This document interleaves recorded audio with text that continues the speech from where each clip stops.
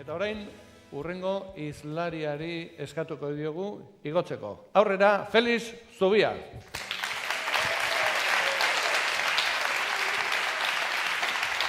Arratsaldeon, Felix. Esan diatenez, zu medikua zara Donostiako Unibertsitate Ospitaleko zainketa intentsiboetan.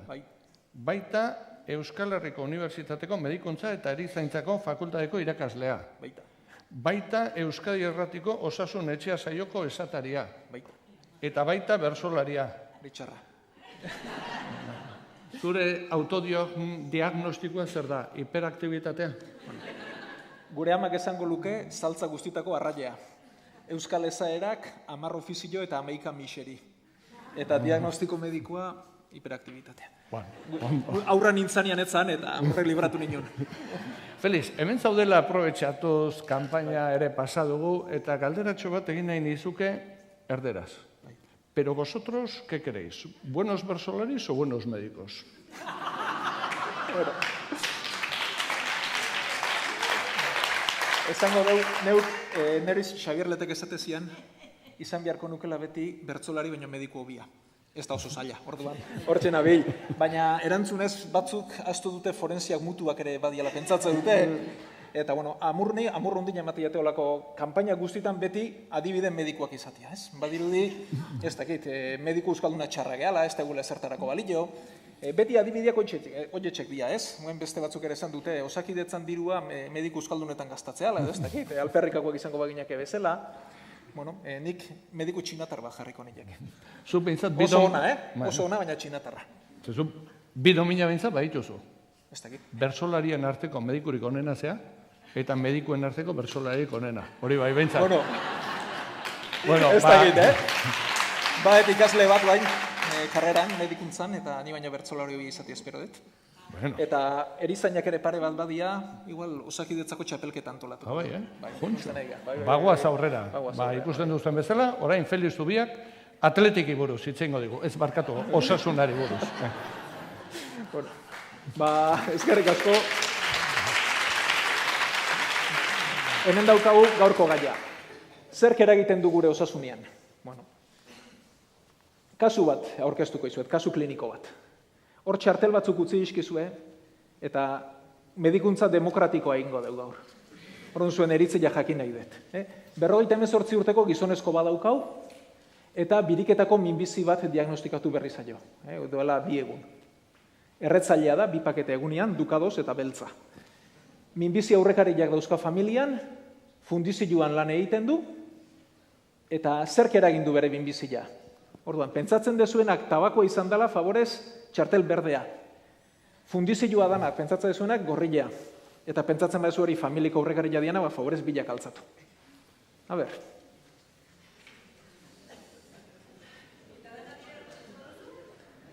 Beste txurilla. Ber txurilla ez programa altza, favorez. Bueno,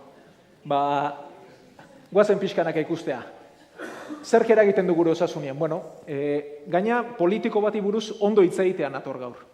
Hilde ongoa gizajua eta uste merezi dula. Bazan politikari bat Lalonde izenazuna Kanadan eta osasun ministro izendatu zuten. 1970 urte inguru hortan. Eta galdera hori izan zu. Zerk eragiten gure osasunean? Guazen ikustea benetan zer dun garrantzia eta zerrez, eta guazen batez ere prebentzio neurriak hartzea. Ez? Eta Lalondek txosten bat egin duzun, txosten erabilgarri bat. Momendik batzuk ez dute irakurri. Eta ark esatezun, 4 taldetan banatu ditzazkegula osasunean eragite duten faktoriak. Alde batetik, bizioiturak, esan zidaten euskeraz biziasturak dela, baina hori idazteak, nahi bintzat belarri janetza izartzen eta bizioiturak utzi nun. Bigarrena inguru giroa dela, hirugarrena barkatu PowerPointen akatza biologia eta genetika elkarrekin izango liakela, eta azkenik osasun sistema. Hau da, osasun sistema aurreratu bat baldin badaukagu, gaixotasun gutxiago izango eta bestela ez. Ontatik zerrek eragiteula gehien, zerk uste dezue? Bizioiturak pentsatzezuna favorez txartel berde altza. Inguru giroak txartel gorrilla. Genetika biologiak txurilla. Bat. Eta osasun sistema danak favorez. Bueno, bagoazen ikustea benetan, eskerrik asko.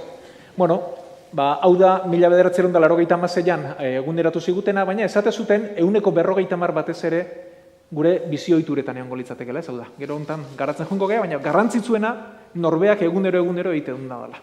Ez badakizue, gizon batek ikusi zula bere medikua txikite egon zebilela erdi mozkortuta eta esan zion. Zeitekin mozkortuta? Eta bueno, neria egun bateko zaparra da, eta zuena eguneroko xirimirila. Ez, orduan eguneroko xirimirila izango litzake alde horretik txarrena. Gero, 120 gutxi gora bera egongo litzake ingurugiroa eta genetika edo norbeak dakarkin erentzi hori. Eta azkenik 110 batean bakarrik osasun sistema egongo litzateke. Beraz, Lalondek esantzun gauza zen, guazen batez ere gure eragina jartzea pertsonen bizi ohituretan, ez? Eta hor sortu zen medikuntza preventibo berria. Honekin kontuan eduki behar duguna da bi kontu. Bat, hau pertsona bati aplikatzea ezinezkoa dela, eta bigarrena elkar eragiten nahi diala. Esan aldezakegu tabakoak minbizia sortzeula, esan genezake proportzio handi batean ugaldu ite izkizula arriskuak, ez? Baina pertsona erretzaile batek minbizi hori tabakoagatik izan dunik ez. Edo alderantziz, ezagutuko dituzue 88 urteaino iritsi dianak egunian bi tabako o bi pakete erreneaz, ez? Eta arkeztu ezer garatu. Zergatik, bestelako faktoreek babestu dutelako. Oda, norbanakoan ezin dugu, hau beti talde zabal batean edo biztanlego batean aplikatu behar den zerbait da. Eta, hau azkenian zozketa baten antzeko zerbait litzake. Dano jaiotzetik boleto batzu dauzkagu, baina ez dakizkigu zein dian. Ez? Baina hor jaiotzetik batzuk tokatu zeskigu. Eta gero, bizitzan zehar, tokatzen jongo zeskigu gehiago gutxiago. Batzuk, inguru giroagatik, ez? Claro, Txernobilen onduan bizi baldin manaiz eta zentral nuklearra lertzen bazait, derrepentian etorri zeskit, ez? Beste batzu berriz, osasun sistemagatik, ez? Hanka puskatzen baldin baet eta baldin manabil, Amazonian galduta eta inorrez baldin badukat inguruan, berda da bertan galdutuko naiz. Baina garrantzitsuenak norbeak eroste ditunak dira, ez? Gure bizioiturakin hartze ditugunak dira. Baina beti elkarrera ginez, ez? Orduan, zein izango liake bizioitura garrantzitsuenak? Elikadura, ariketa fisikoa egin ala ez egitea, alkola, tabakoa eta bestelako drogak, eta, bizioitura moduan hartuko genituzke baita ere, jokera violento impultsiboak, ez? Batek ohitura baldin badu, kotxe bat hartu eta 200 km/h abiaduran beti gidatziak, litekeena da bazterrian hiltzea, ez? Horiek izango lieke garrantzitsuenak. Orduan beti ezagutuen medikuak. Zue beti kontu berdinekin aizeate latan, ez? Bat konsultatu izartu hartuko erretze aldek, ez? Gutxi alkola, kendu bestia. Zergatik hauek dialako behar bada errexen kontrolatu genitzazkenak edo, mintzat, pixu hori, erdi hori kenduko genukenak. Posible alda egunian 2 litro ardoean eta zirrozik ez garatzia, bai, bestelako faktorek, beste manaute. Posible alda guztiz txintxo ibili egunero kirolain, SR, tentzilua eta bihotzeko bat izatia, posible da. Baina arriskuaz hitz egiten nahi, ez? Eta arrisku horiek ugaldu edo murriztu iteia. Gero inguru giro izango genuke, ura, edo edate den ura, berriz ere elikadura sartuko genuke hemen, eta badakizue industria farmazeutikoak oso fama txarra dula, niretzat etzai handiago badukagu eta da elikaduran industria osoa. Gaur egun elikadura industria bihurtu zaigu, elikadurak interes handia dauzka, eta kongresu mediko asko eta asko beraie finantziatuak dira.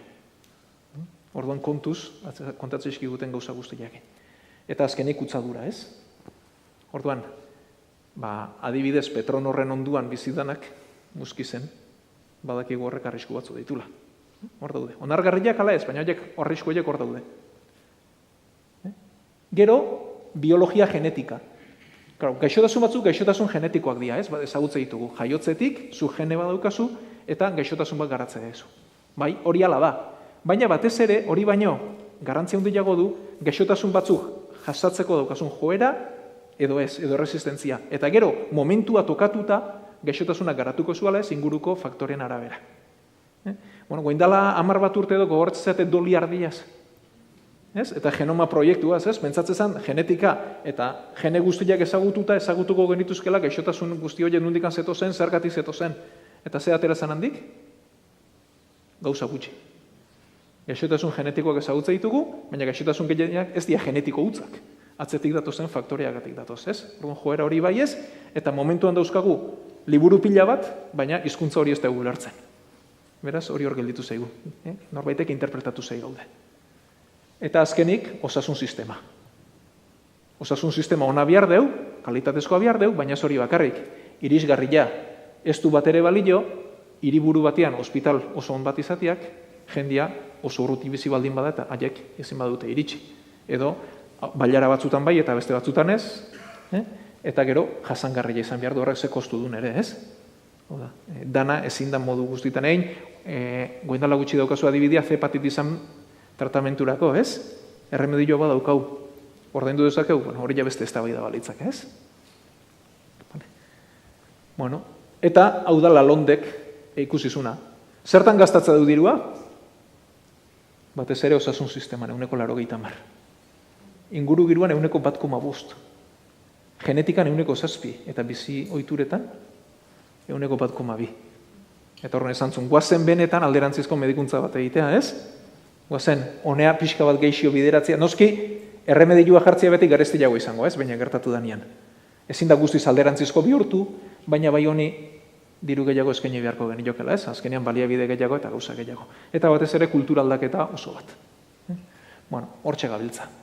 Bueno, hemen daukazue gauza beha jarrita grafiketan, ez? Hau da, zer egin duen dauda bakoitzai zenbat diru eskaintze dio. Eta azkenik, eta honekin bukatukoet, batzuk esatute, bai baina kontuz, hau ez da pertsonan bakarrik. Pertsona hori jendarte batean bizi da, inguru batean bizi da. Ikusten aigea hiri handitan auzo batzutan bizi dianak 2-3 urte gutxiago bizi diala beste auzo batzutan bizi diana baino, berriki guantxe hemen Euskal Herriko datu batzuk argitaratu dira, ez? Hala, ni jaio baldin banaiz, pobrezi baten inguruan, elikadura txiki-txikitatik modu bateko izan baldin baet, eskolaik ez baldin baet izan, ez pixu dana neri bota, ez? Ozen baita ere gizarte justuago bat bihurtzea, ez? Edo jendarte justuago bat. Eta jendarte justuago bat ez da nola baita ere momentuko gauza bat bakarrik, baizik eta osasun arazo bat ere bada. Bueno, hortxe uste izuet ideia, zertzela da, eskerrik asko, eta horrengo bat arte.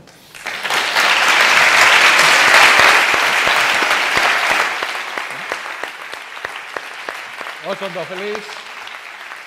Benetan argigarria izan da azalpena, baina hemen zaudela aprobetxatuz eskatuko dizugu ez eseritzeko. Orduan, Jone, zatozte biak aurrera.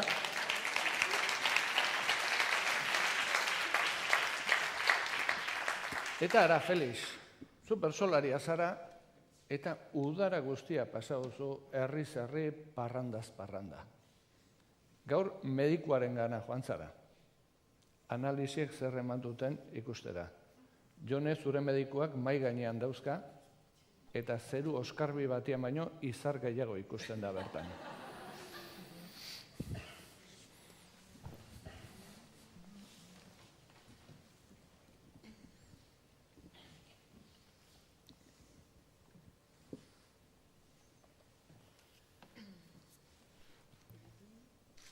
Arratzaldeon orain egindet, uda osteko kontrola, trigliceridos gainezka dago, goian det kolesterola, ta galdera bat badet zuretzat, ez balitzaizu ajola, honen errudun zer da kotxea, edo gaueko alkola.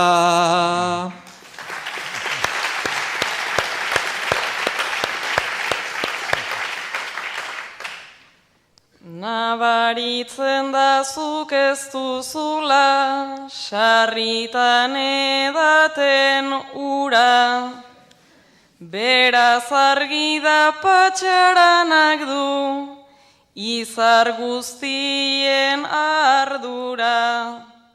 Zure hizkuntzan esango dizut, ondo zaitezen kontura, martxa honetan laster helduko, zara zure azken puntura.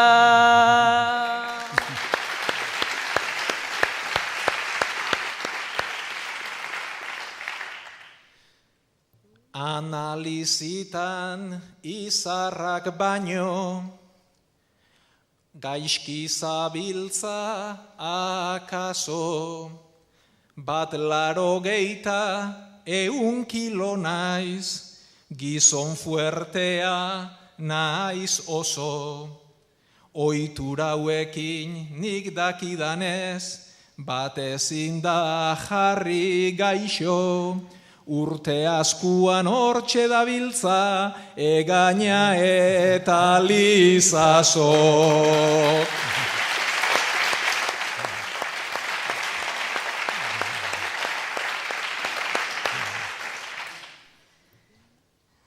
Lizaso eta egaina kantuz dabiltza hemen ta hango. Plazarik plaza alkoholez bustiz, euren beso eta zango. Salbuespenak ez dira asko, guztiok dakigu ondo. Ta salbuespen eurak badira, zu igualetzara izango.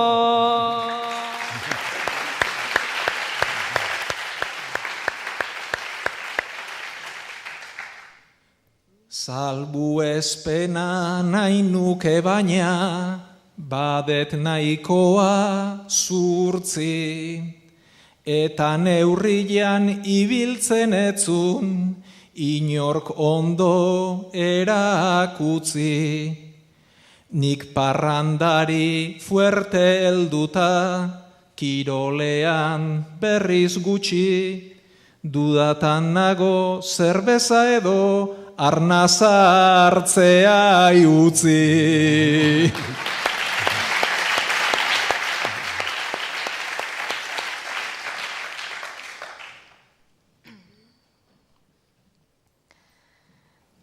Duda hori zuk daukazu eta nik ez dizut ukatuko.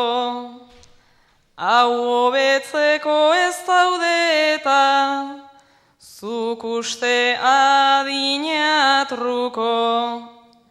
Ia ba ala ulertzen duzun esango dizut ta punto. Genetikak ta zure inguruak ez zaituzte salbatuko.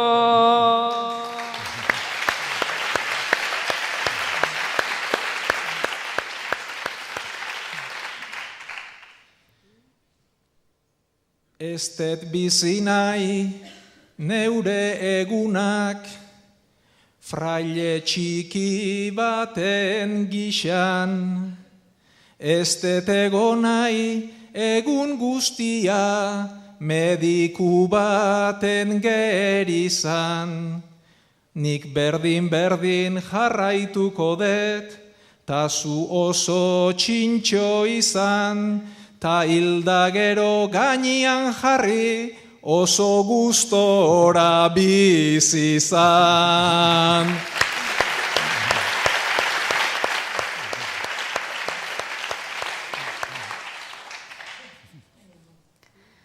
Oso gustora bizi izan zela, hori da zure iritzi, ta osasuna ez da izango, beraz Felix zure krisi. Nik hainbestera baldintzatzera, enuke gura iritsi, zure esku dago aukeratzea, pozik edo luze bizi.